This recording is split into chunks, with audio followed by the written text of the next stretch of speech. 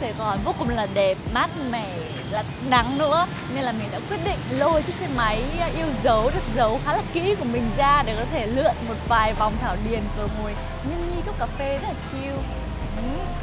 Nói chung là mình cảm thấy đi trong đường Thảo Điền thì đi xe máy là không còn gì là tuyệt vời hơn nữa, mọi người ạ, rất là thích luôn á. Và cũng may mắn là cái chiếc xe của mình nó cũng rất là tiết kiệm xăng, thế nên là mình cũng gọi là bớt sợ khi mà trong cái thời điểm giá xăng mà tăng cao vụt như thế này. Tất cả mọi người cũng thắc mắc là tại sao con gái điệu đà đánh phấn đánh son tóc tai như thế này mà đi ra đường không mang cái gì, đúng không?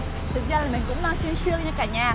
Bình thường thì mọi người mình thấy ở trên mạng là có cái chương trình là What's in my bag, thì bây giờ mình sẽ làm một cái phiên bản khác đi là What's in my cup.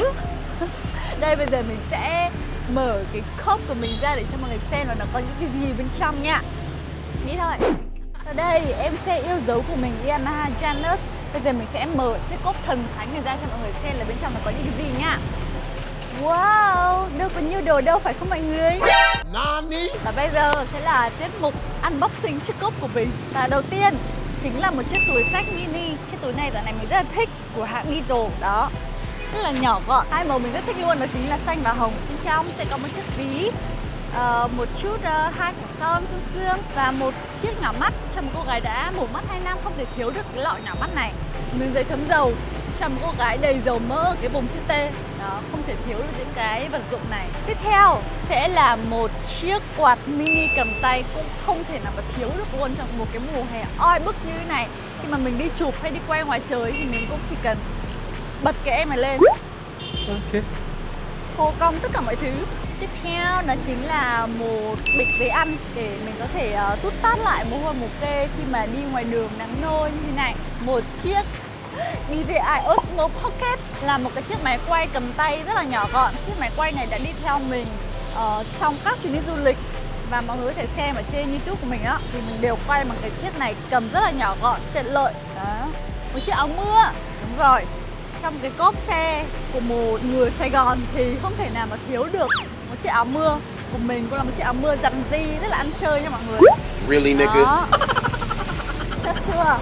Vô cùng là chất luôn. Đấy. Còn những cái mùa mưa mà nó bất chợt thì đương nhiên là mình phải dừng lại và có ngay một em áo mưa thủ sẵn ở trong cốp, không thể thiếu được. Và nếu là một người con gái Việt Nam thì chúng ta không thể thiếu thứ gì. Đó chính là một chiếc váy áo chống nắng hai mặt nha mọi người. Đó, một mặt hoa nhí này, một mặt hoạt hình này. Đó, rất là dễ dàng để chúng ta có thể mix match trong các bộ outfit khác nhau. Đấy, mình có thể cuốn như này. Đấy, trong lúc mà chúng mình mặc váy quá ngắn như thế này thì mình có thể phủ nó lên. Đó, chống vào ánh nắng tia UV. Một đôi dép crop mọi người ơi.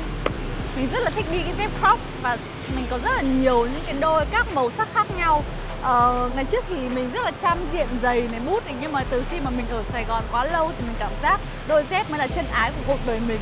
Đi đâu tất cả mọi outfit mình cũng sẽ đi dép hết, tại vì đầu tiên là rất thoải mái này, nó mát này. Và tiếp theo là khi mà mùa mưa ấy, mùa mưa rồi ngập lụt rồi hơi ẩm ướt thì đúng là chỉ có đôi dép mới giải quyết được tất cả mọi vấn đề. Và sau 2 năm mùa dịch thì cái thứ mà chúng ta không thể thiếu được trong người đó chính là khẩu trang. Cái khẩu trang mà mình luôn thích và luôn sử dụng đó chính là cái khẩu trang màu đen này đây. Nhìn nó sẽ ngầu hơn một chút xíu. Đó. Và cái đồ dùng cuối cùng mà không thể thiếu trong cốc của mình đó chính là một chai nước, để khi nào mà mình kiểu khát quá thì mình phải lôi ra để uống ngay. Thì cái chai nước này cũng là một cái điều rất đặc biệt, đó chính là cái chai nước một khách sạn ở trong chuyến đi cùng với H&M vừa rồi của mình ở Datai Langkawi, cái đảo Langkawi đã tặng cho mình cái chai nước này, trông rất là đẹp. Đó, cả bằng gỗ luôn, nhìn trông rất là thanh thoát và nó cũng rất sang trọng, tinh tế, và nó cũng làm mình nhớ đến cái đảo Langkawi đó rất là đẹp. 2000 years later. Và đó là hầu như là tất tần tật các món đồ của mình đựng trong một chiếc cốp nhỏ xinh này đây.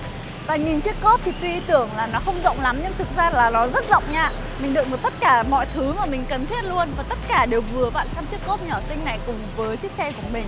Đó. Và chương trình What's in my cup của mình đến đây là kết thúc. Cảm ơn mọi người đã xem hết tập phim ngày hôm nay và hẹn gặp mọi người trong những tập phim tiếp theo nha.